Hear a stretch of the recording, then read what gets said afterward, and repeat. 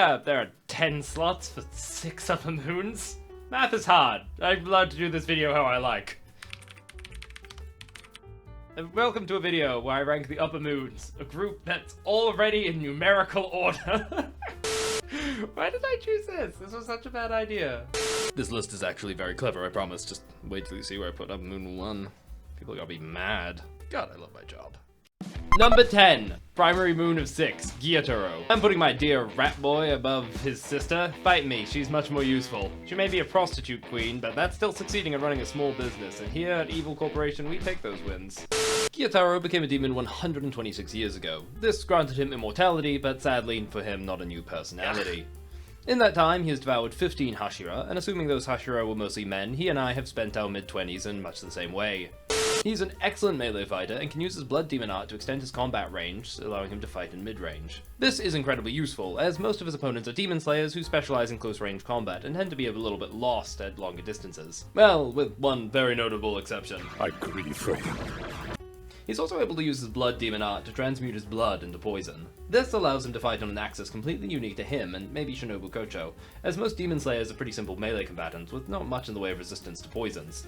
You know, by Nosuke for some reason. He also possesses conditional immortality linked to his sister, a very unique trait, but one we won't talk about here. We'll get to that later. He also is shown to be, well, he's not smart. He's no Shikamaru, but he's no meathead either. As shown when he was able to figure out that Tanjiro was going to use a kunai laced with Restenra poison, now that's a hard sentence to say, and was masking the smell using a prostitute's incense bag. That's why I carry my incest bag with me at all times. Fuck that! Damn it! Incense! Ah, that happens so much. It's why I keep referring to Shinobu as the incest pillar. I mean, not wrong, but, you know. It's also worth noting that like every demon, he has infinite stamina and infinite regeneration. He also possesses conditional immortality and enhanced strength, speed, and durability somewhat. This is true of every demon and every entry on this list, and so I will no longer be mentioning it unless they are extreme outliers, being much faster than a normal demon or having much better regeneration or some such. Beats! He was able to fight Tanjiro using the Hinokami Kagura, as well as Tengen Uzui, somehow the gayest and straightest of all the pillars, along with his 3 wives all simultaneously, and he nearly won that fight. Much in the same way I nearly got a math degree, which is to say I didn't get a math degree. He did extremely well in this fight, and that's very interesting to note because this was a terrible, terrible matchup for him, as Tengen is poison resistant, while Nezuko is able to heal demon-originated poisons. This meant it is possibly his worst possible matchup out of any of the Hashira, barring maybe Shinobu Kocho.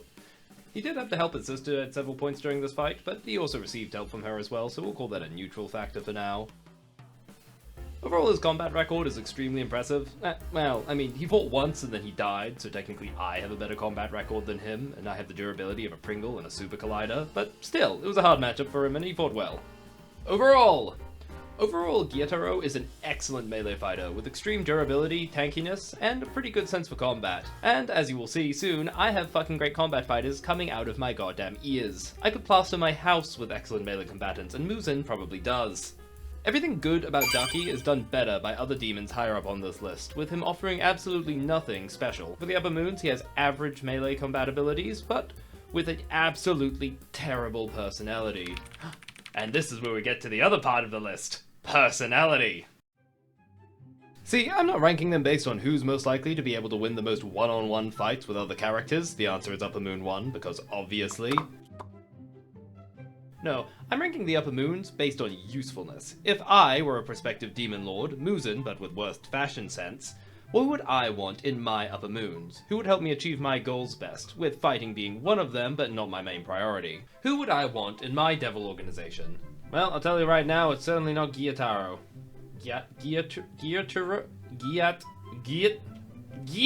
My sweet rat boy certainly would be more effective if he had a better personality, but unfortunately he's envious, hot-headed, and violent.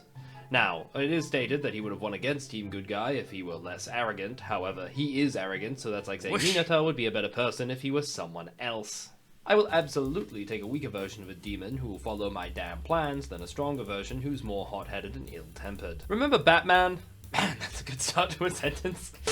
A good plan will allow a weaker demon to punch up, while being emotional, hot-headed, or otherwise stupid will allow a stronger demon to take L's they really shouldn't. I call this the Gyotaro effect. I wonder how long it's gonna take them to forgive my terrible accent. Guys, I'm sorry, I'm so Kiwi! Ah! And this is the real nail in Gyutaro's ugly coffin. After all, with blood and training, any demon can become stronger over time, and thanks to their immortality, we have an eternity to workshop their skills. But this is where we get to the critical flaw of all the upper moons. None of them have been shown to have emotionally progressed past where they were when they were changed into demons. Just how I can't hope to ever outgrow my Bakugan phase. And unfortunately for Ducky, that means he's still the same dumb, angry, envious little boy he was when he was turned. This is something I cannot fix. I can always get more power on my demons, but good personality is very, very rare and very cherished. Ducky cannot be grown, and that means he gets to slot in at number 10. Yeah, I ranked your favorite 10 out of 6 places. What are you gonna do? Fight me? I'm a video. Welcome to day 2. It's like day 1, but with a different shirt. So, with 1 moon of information under your belt, you may be wondering, why are we re-ranking the moons? Well, because Muzan is 10,000 years old and still shares my love of fedoras. The man simply cannot be trusted. Also, he ordered them wrong. Muzan put too much focus on combat ability alone, and not enough on personality and profitability. I mean, you put Akaza at number 3, and he's the worst moon? I mean, I'm only joking, but only a little. Oh, there's more to power than just combat. Though it's extremely important, especially when the demon slayers are after you, but money, intel, utility, all these things can prevent combat from occurring, which for a prospective demon lord is very important. For example, with enough intel you can avoid combat altogether, or with enough money you can hire an army, and boy do demon slayers not like killing average folks just doing their job. This is not going to be my most ethical video. There are factors other than combat that will be necessary to achieve Muzan's goals, and in this listing I'll be taking them into account. What I'm saying is, if I were Muzan, I wouldn't have lost. Number 9, Secondary Moon of 6. Damn it. No! Number 9, Secondary Moon of 6. Kaigaku. Number 9, Second Moon of 6, Kaigaku. Did I mention that the 2.5 people who hold the title of Upper Moon 6 are going to appear on this list 4 different times? This is gonna be wild.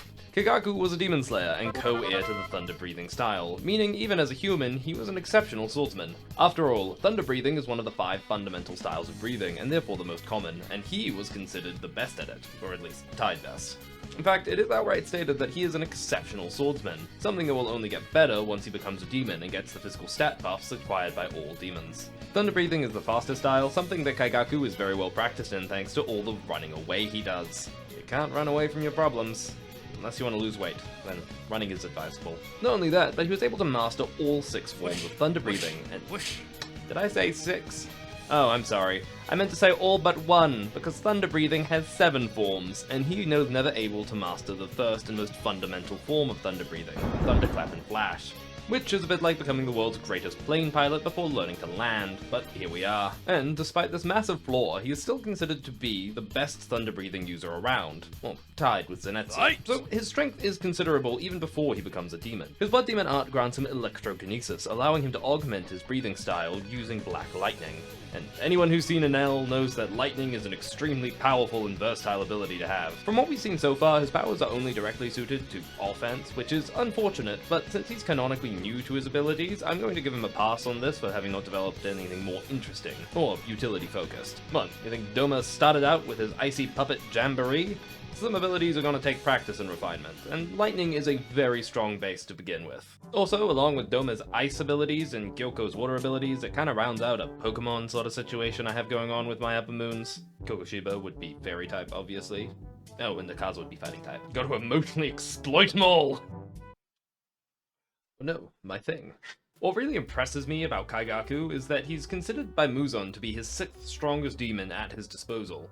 And this is after having been a demon for an extremely short time. We know he became a demon somewhere around the Hashira training arc, and then was fought during the Infinity Castle arc. We don't have any exact times for how long that would have been, but given the context, it was probably a couple weeks to maybe 2 months at most. Keep in mind that the previous moons of 6 not only had to have 2 people in order to fill that role, but had 130 years of training and refinement to their combat skills and blood demon art. It is possible that if they were still alive, he would be considered Lower Moon 1, just below them, but even still, the fact that they can be comparable when you are comparing someone who is 130 to someone who is a couple months old with their ability is extremely impressive, and says a lot about his latent talent. I have a lot of coffee. I'm gonna get this done! Yoshiro even states that if he had about a year of time to train and refine his abilities, he would have been able to absolutely slaughter Zenitsu, which is crazy because Zenitsu is our one-shot king, our summertime boy, our fun-time coward, our best argument against being a simp. And this is Infinity Castle arc Zenitsu, someone who is extremely powerful and has performed feats we've only seen Hashira manage before. Such examples would be the fact he has invented a new part of his breathing style, something we've only ever seen Gyu and Moichiro before, and he was able to defeat an Upper Moon demon single-handedly, something we've only ever seen Moichiro achieve. Now, let's be fair, the Upper Moon he defeated was Kaigaku, who is probably one of the weakest Upper Moons in terms of pure combat ability. Now, keep in mind, when Zen and Raigaku fought, it wasn't even goddamn close. On the contrary, Zen wiped the goddamn floor with him. My man should have probably gotten his head surgically replaced with a mop, because at least then he could have done something productive. However, I still consider everything I've mentioned so far to be more impressive than anything Gyotaro ever did. I will put him this high and no higher.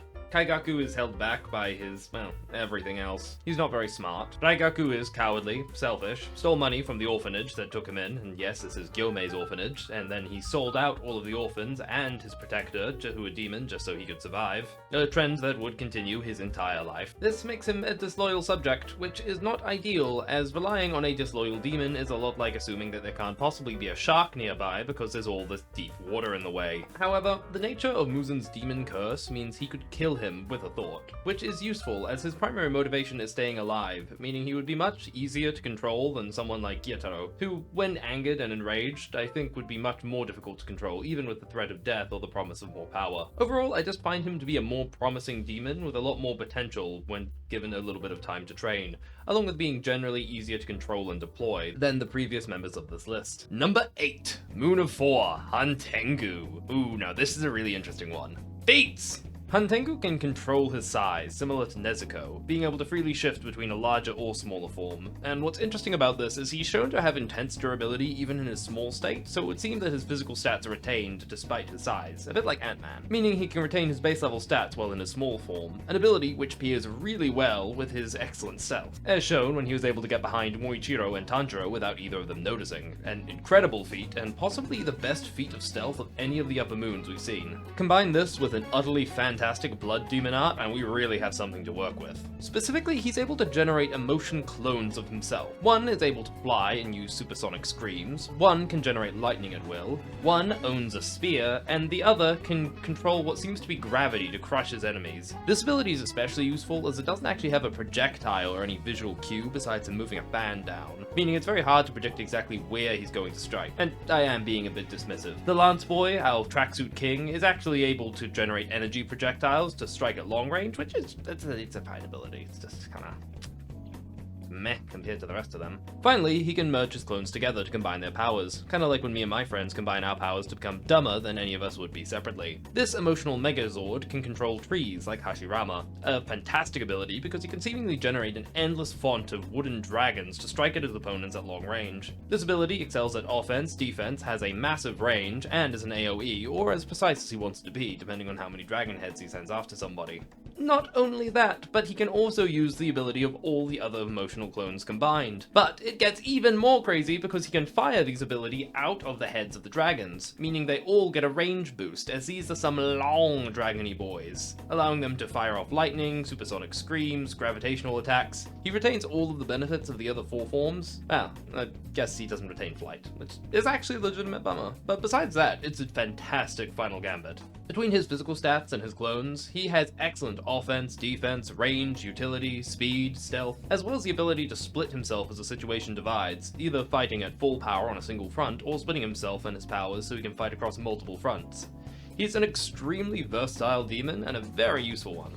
But now, say it with me, it's what your mother always says, it's a shame about his personality. Huntengu is impulsive, which I dislike in a demon servant. He always considers himself the victim, kills impulsively, and refuses to take responsibility for any of his actions. Which HR hates, and so do I. Not a very improvement-oriented mindset on this one. Not only that, but his impulsiveness and attitude for impulsively killing people makes him utterly useless as stealth. I guess you can send him in as kind of a stealthy bomb, have him sneak in into an enemy enemy stronghold until he finally screws it up and starts attacking everyone. But if I'm being honest, basically every demon on this list functions great as a giant stealth bomb that you throw at the enemy and then the wreck shop. If he could gather intel, I would be much more interested in him and place him a bit higher, but unfortunately his personality is terrible and makes him very bad at the job and unlikely to grow. My man needs therapy. They all need therapy.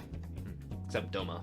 Doma's pretty perfect. What I haven't mentioned so far is that all of his clones have a flaw. They embody a single aspect of an emotion, like anger or sadness. This makes them all extreme in their nature, prone to having only one quality that can be easily manipulated to gain advantage. Not only that, they are color-coded to each emotion, with red being anger, blue being sadness, and having the emotion printed on their goddamn tongue to signpost their weaknesses. Huntengu is an excellent blood demon art stapled on a terrible personality, a theme we will see reoccur over and over again on this list. He just doesn't use his power very well. He doesn't have the tactical know-how to deploy his abilities in the most optimal way, also a theme we will see over and over again on this list.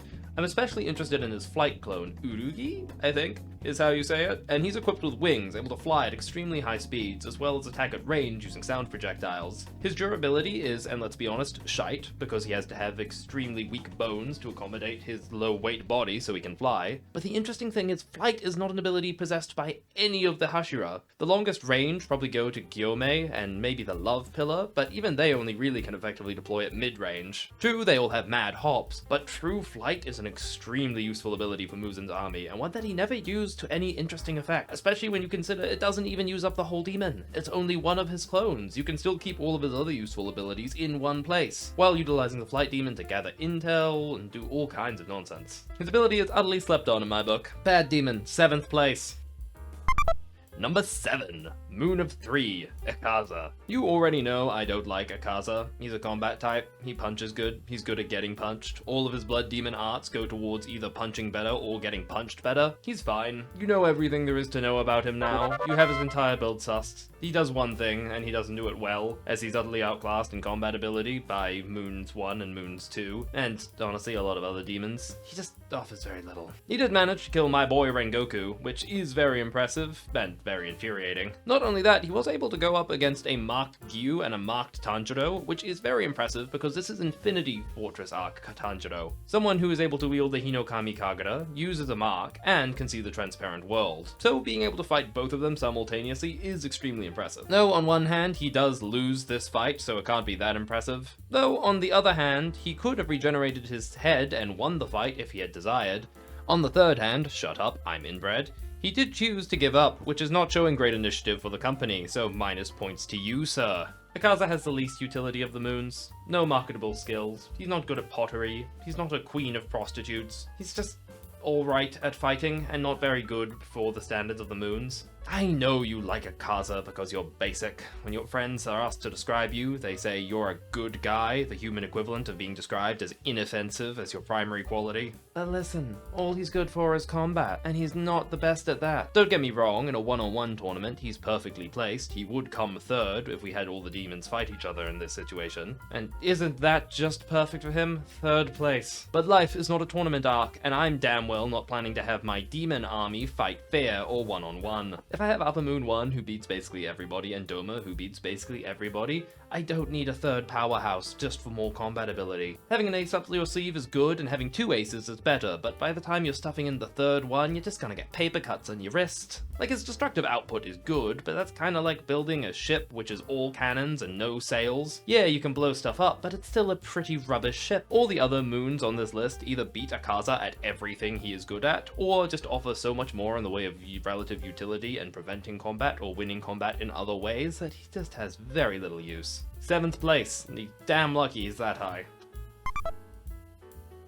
Number 6, secondary moon of 6, Ducky. Yeah, I put the worst moon above 3 other demons. Shut up, I'm right. Ducky is likely the most shat-on moon. She's called weaker than her brother many times and is stated to be so weak that she can't be a true moon on her own. These things are all true and all about her combat ability. I do not want Ducky for her combat ability. If this were a combat ranking, she would go right at the bottom. But she has excellent utility. See, Ducky has over 120 years of experience as Well, it's a fancy whore, basically, but one with a lot of power and respect within her realm. My girl has access to a lot of powerful people, making her very well suited to gather intel and more information, as well as make alliances. Not only that, she runs an organization which is well suited to doing the same thing at every level of society. Not only that, she makes a lot of cash.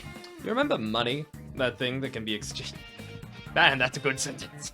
Remember money? That thing that can be exchanged for soldiers, food, intel, alliances, anything else you might need? Yeah, well, Muzan doesn't work as an Elvis impersonator on the side. My boy is very unemployed. He's basically a feudal lord who lives off taxation of his vassals, which is a system that only works if your vassals make money. You think Akaza pays his taxes on side? What? Pays his taxes on time? You think Huntengu will work a deep fryer for you so you can continue your research into evil science? Who do you think pays for all those fresh fits that Muzan's always sporting? This is where we're going to get to one of the many points I'm going to hammer home over the course of this video, and that is capitalism is the ultimate blood demon art. Sparkle! And better than all the blood demon arts lower on this list. My girl is a successful independent businesswoman, and I respect that. She has the strongest blood demon art. Capitalism. Yes, you can kill and murder your way to as much money as you like. Muzan can murder people and take their place in society. But do you know what all that is? Effort. It takes time. It can be found out. You have to explain why you can't go into the sunlight or eat human food. It leaves a trail of bodies, so you're easy to discover, and you have the demon slayers looking out for you and trying to murder you, so you have to be considerate of these things unless you want to be fighting every goddamn day. You have to eat human flesh anyway, so that's just leaving another trail of bodies to look after. And if you leave your stolen identity, then it's gonna be found out, or you have to explain why it's been gone for so long, and that's even more effort on top of everything else. None of these things are stealthy, and none of these things are easy. You know what doesn't take a lot of effort? Do you know what doesn't leave a trail of bodies? Ducky's perfectly legal business. There is no trail to follow because it's just a straight up normal legal business. Well, except for the people she eats to stay alive, but that's true of every demon and there's no way to get around that. So, my girl makes money. If I'm going to be an immortal demon lord, you bet your sweet bippy I'm not going to be working for minimum wage. And did I mention that Ducky comes with the second best blood demon art of any demon on this list? Her BDA? She's able to shape her flesh into obi sashes. Sashes? No. She's able to shape her flesh into obi sashes? I don't know how to say that. Which she can then control with her mind. She kinda looks like Doc Ock if Doc Ock's doctorate was in style. Try and cut me now! You can't! This is the versatile and useful ability well suited to offense, defense, mobility, and even restricting enemy movement. She can even transform her body into sashes to avoid being cut or being slashed or crushed, or allowing her to slip under doors or in small cracks, adding more utility, stealth, and mobility to her build. This skill pairs perfectly with her build because it's best suited to being in big cities with lots of very small cracks in areas where she can move around stealthily and gather more intel. It works best in big cities, which is also where her skill set of being a courtesan also works best. You see that? You know what we call that right there? Synergy. Her blood demon art and her talents both work best in a certain terrain, and she has chosen to occupy that terrain so she can bring out the best of both of her abilities. You know what we call that? Initiative, and I love it. And it's enough that her ability is already good at everything, but that's only one of her abilities. See, Ducky's sashes can do two things which make them absolutely broken as all hell. The first is interdimensional storage. That's right, my girl has a space-time ninjutsu just stapled on the side. She has been shown to be able to store people inside of her sashes as if they were just detailing along the fabric.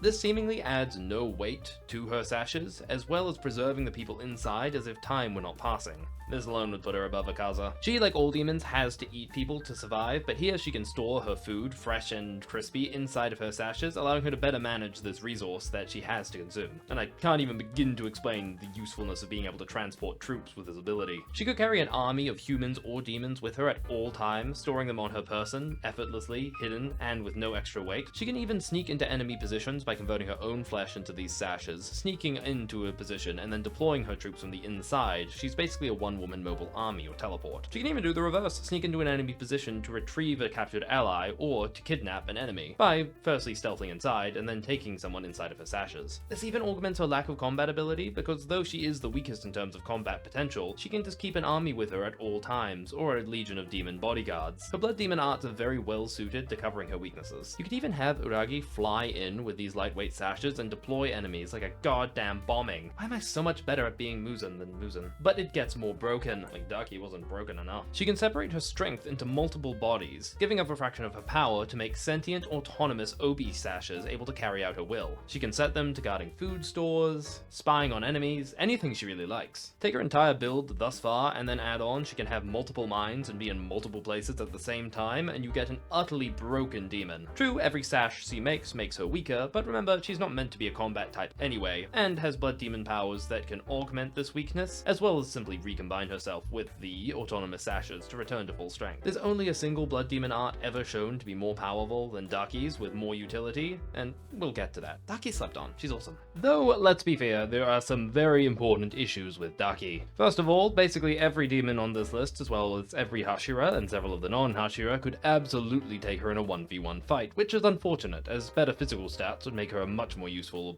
minion. She simply isn't fast enough, durable enough, or sadly smart enough to utilize her abilities to the fullest or to withstand the assault of any proper demon or Hashira. Now, in terms of one-on-one fighting, she is the weakest moon by a significant margin, and is correctly stated when it's explained that she would not rank in the top 6 without her brother. No, this is fine, as I am drowning in good one-on-one fighters, but what I really lack is some good utility. Like a D&D party that's only fighters, I need some more variety and some more options, which Ducky's abilities afford, and her skills. She does have a terrible personality, where she is intensely selfish, bratty, mean, rude, angry, hateful. These things are all unfortunate, but with one exception, two exceptions, all of the demons on this list have terrible personalities, but hers I do find one of the slightly better ones to manage, as her position in life, her training, and her relationship with her brother, as well as general temperament, make her more inclined to following orders than, say, someone like her brother, or Huntengu, who's just unreliable. She's not exceptionally smart, which is unfortunate given her ability set is so broad and requires quite a bit of intelligence to make function properly, but good advice can mitigate that, and she's hardly an idiot. She has been shown stockpiling food for when she would later need it, as well as leaving up sentient guards to monitor the situation, so she does have initiative and basic level intelligence for utilizing her abilities, even if she's no Shikamaru.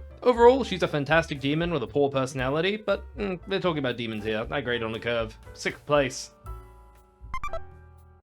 Number 5, Muna 5, Gyoko. Gyoko's first noticeable factor is his absolutely fantastic blood demon art, and it's built around pottery.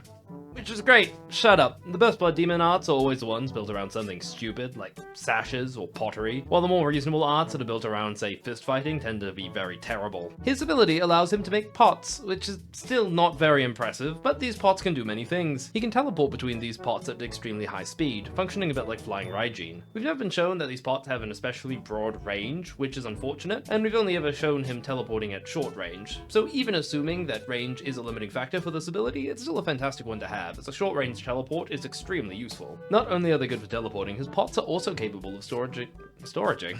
Not only are his pots useful for teleportation, but he's also seemingly able to store a large amount of mass inside them as a sort of extra-dimensional storage space. This is shown when he was able to store his sculpture, just the corpses of a bunch of the swordsmiths, inside a single pot, which they shouldn't have been able to fit in. Again, this ability we don't see a lot of, so we can't be certain how much he can store in each pot, nor how long it will last. I would assume that there are some limitations on this, on both how much he can store and for how long, but even with limiting factors, being able to have an extra-dimensional storage space is extremely versatile, especially when combined with a teleport. It basically allows him to transport goods and other equipment, and maybe even other people, extremely effectively, which is fantastic utility for both fielding supply lines for troops, as well as moving objects covertly around. All great things when you are a secret demon lord being hunted by the demon slayers.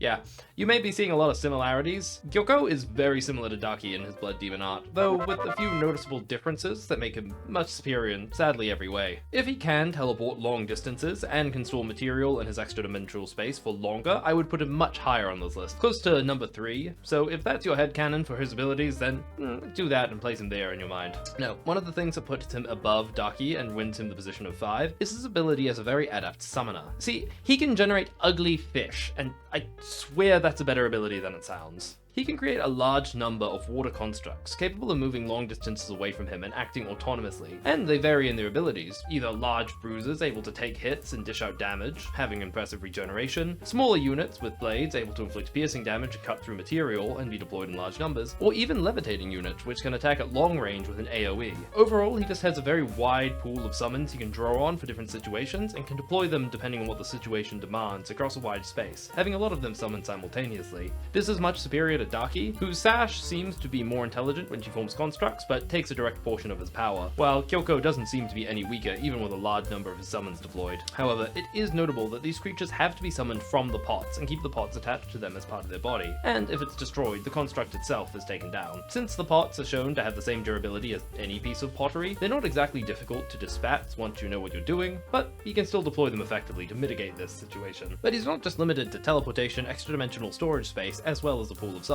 He also has a wide variety of sealing and trapping techniques available at his disposal, as shown when he was almost able to one-shot Moichiro with a single water trap. In the end, he was able to power through it. Notably, Moichiro is extremely powerful and was marked this time, meaning he is on the higher end of all opponents he could be facing. Notably, this is especially good against Demon Slayers in particular, as it encases them in water, preventing them from breathing and limiting them to just the air they had stored in the lungs at the time of their entrapment. This is extremely effective as Demon Slayers are notorious for their heavy and crippling addiction to oxygen. This is all fantastic, but what really sets Gyoko above Ducky is his physical stats. Ducky is someone who is able to mitigate her flawed physical abilities using a fantastic blood demon art, whereas Gyoko is able to use his fantastic blood demon art to help and assist his already fantastic physical stats. In his ultimate form, he can move at absolutely blinding speed, while also having diamonds, which are as hard as damn it.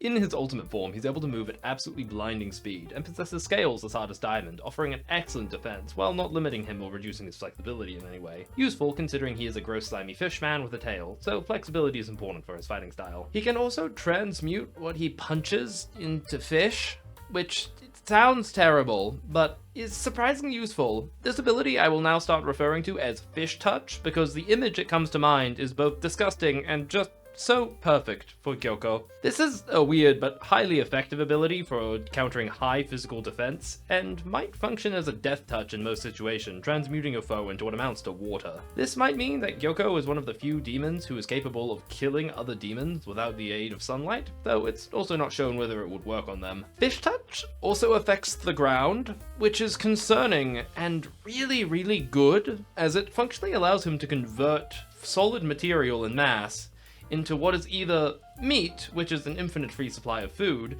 which can allow you to break the economy in very interesting ways, or into inedible demon flesh or water, depending on what they dissolve into. Either way, this actually gives him a really good utility for civic engineering and mining of all things, that I swear I'm going to get to a point with that. The supply routes you are able to field and the constructions you are able to make when you can transmute solid mass and stone into what amounts to water or fish is just staggering to think about. He alone offers enough utility with that one power to be placed higher than every other demon on this list so far. It's also worth noting that Muzan has gone on record stating that the pots he makes are extremely beautiful and sell for a large amount of money. And remember kids, the ultimate blood demon art is capitalism. I will cover again while being able to make lots of money is an extremely useful skill for any of the upper moons to have, other than to state that this is one Kyoko possesses. Also, it's nice to have a demon who has hobbies and artistic pursuits outside of just eating people. Like, what the hell does Akaza do on his days off or on the weekends? I have no idea, but having someone who actually has interests is just,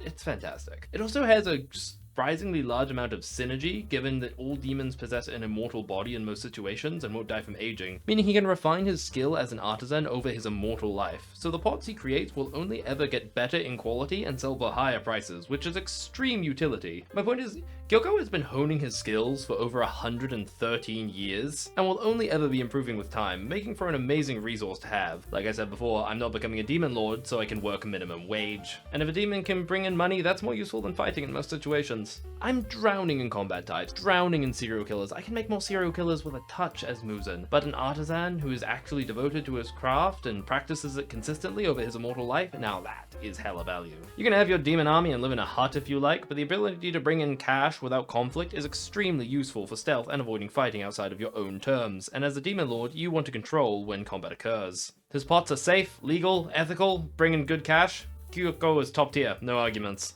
Unfortunately, Gyoko and Kaigaku are unfortunate in holding the dishonorable title of being the only upper moons to ever lose in single combat to a single demon slayer, specifically a Hashira. Though in his case he did lose to a Moichiro, who is on the higher end of power for most demon slayers, but still, it's a mark against his strength. Fish Touch is an amazing ability, though canonically he has never been able to land a hit with it, which does hamper it somewhat, though less so when you consider that his kit does come with a larger number of trapping abilities to hold his enemies down while he could get off Fish Touch, so it does have its internal synergy with his own Blood Demon art. But it does make it arguable how effective this is as a combat tool. In many ways it works better as a threat, forcing your opponent to play more defensively, knowing that you could potentially utilize it, than an actual finishing move. Gyoko's build is extraordinarily versatile, possibly one of the most versatile on the entire list, and is suited to functionally every situation he could possibly find himself in, limited by the fact somewhat that his personality and intelligence is not spectacular, meaning he's not really able to utilize his Blood Demon art to full effect, which is another mark against him. Combat intelligence makes the difference between a 10-10 and a Shikamaru.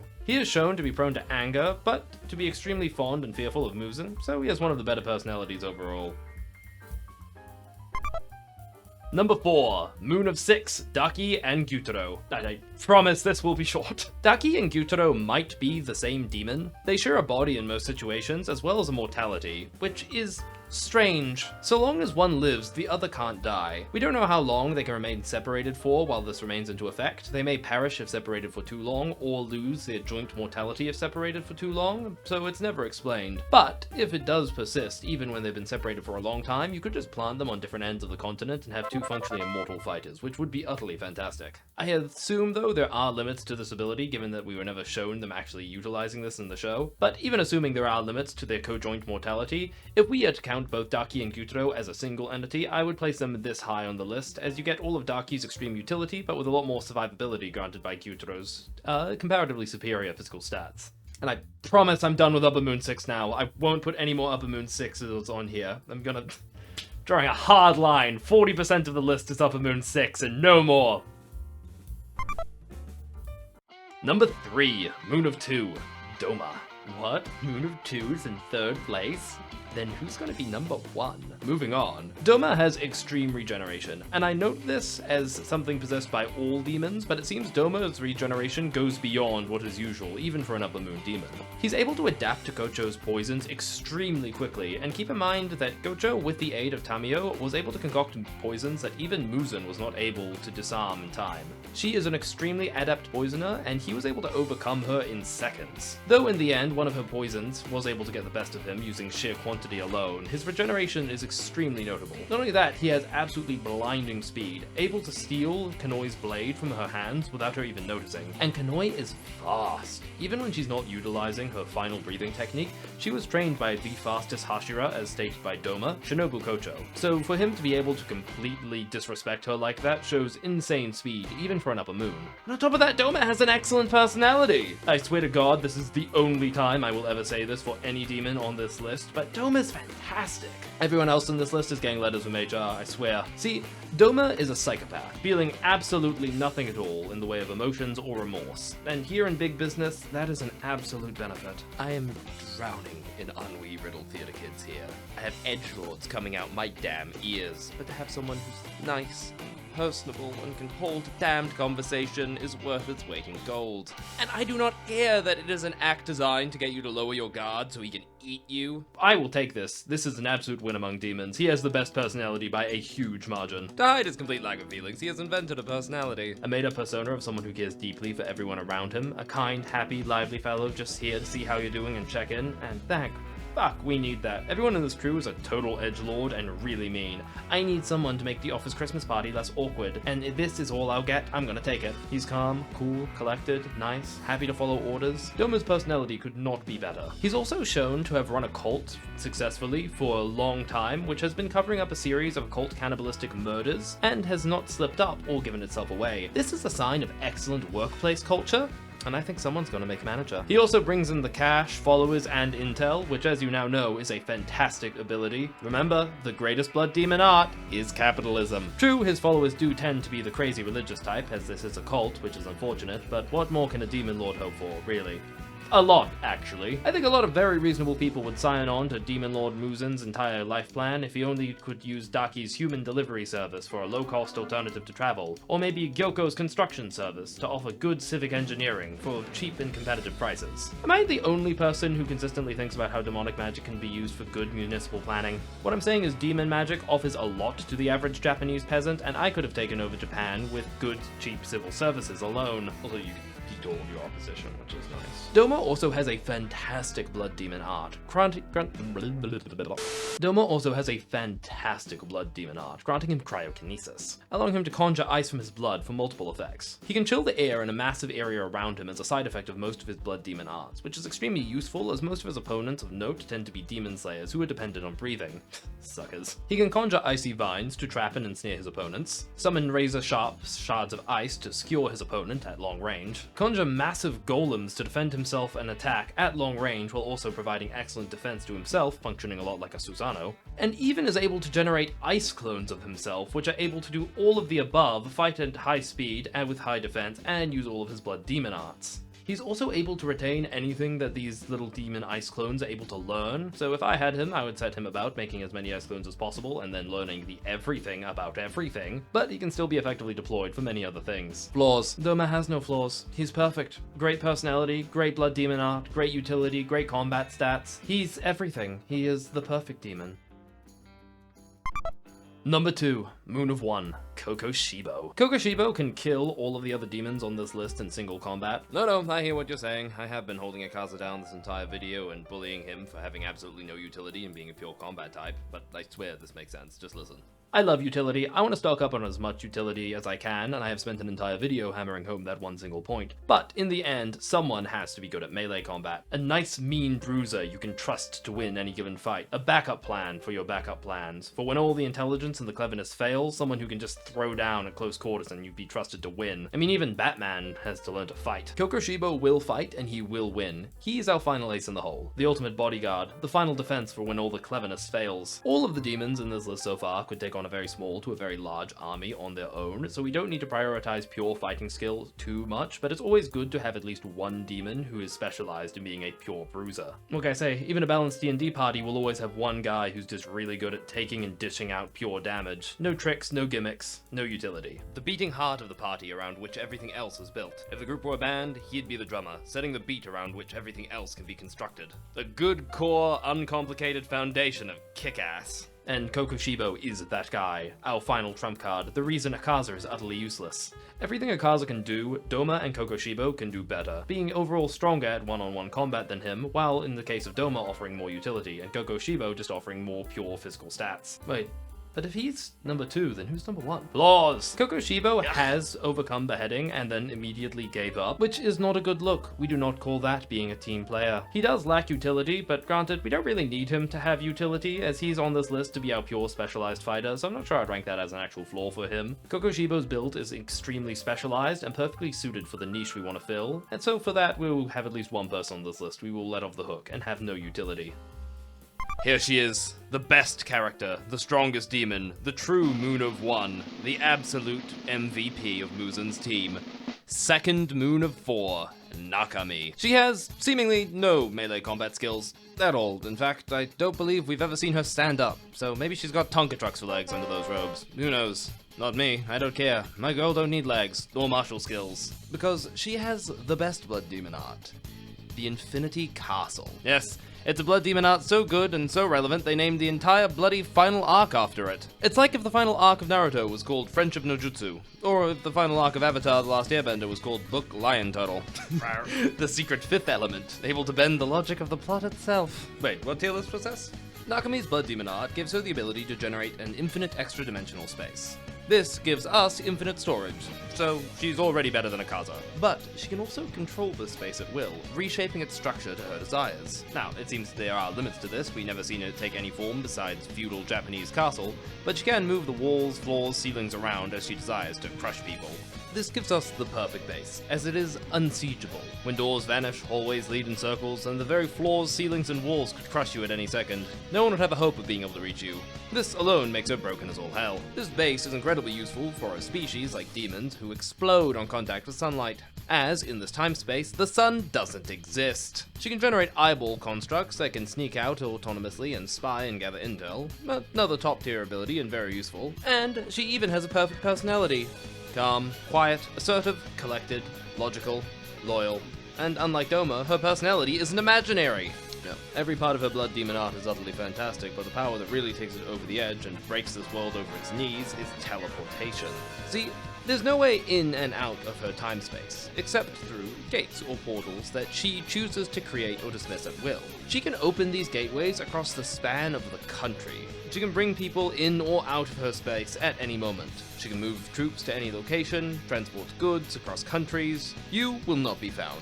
For you can't be found. You are based outside of reality itself and can reappear anywhere you want, and re-access the space whenever you desire. God, going back to municipal planning, the name of my autobiography, you could take over the world by being a cheap postal service alone, or field impossible supply lines, drop troops wherever you desire.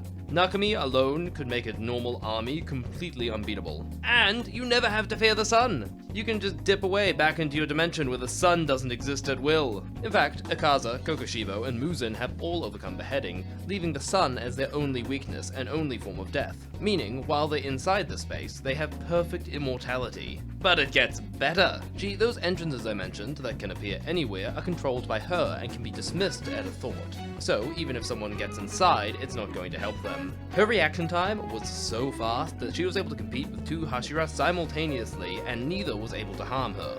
To be fair, she wasn't able to harm them either, meaning this is a draw, right? Well, keep in mind, like all demons, she has infinite stamina and doesn't tire with extended combat, meaning she's going to win eventually. But in a drawn-out fight, you say, demon slayers always win because the sun rises. Except, the sun doesn't exist in her time-space, so there's no time limit for her and no stamina to worry about. She was going to win against those Hashira. But you say, the Hashira would then just flee the castle. But there's no way to leave her reality, except the ones she chooses to make at will. If she doesn't have any entrances open because she doesn't want any open at that moment, there's no way to leave, and she controls the entire reality. The Hashira couldn't flee, and they couldn't land a hit on her. She was going to win that fight, and solo two Hashira. The only reason she lost is that Muzan foolishly made her bring in basically the entire Demon Slayer Corps along with all of the Hashira into her time space because he panicked and made a misplay.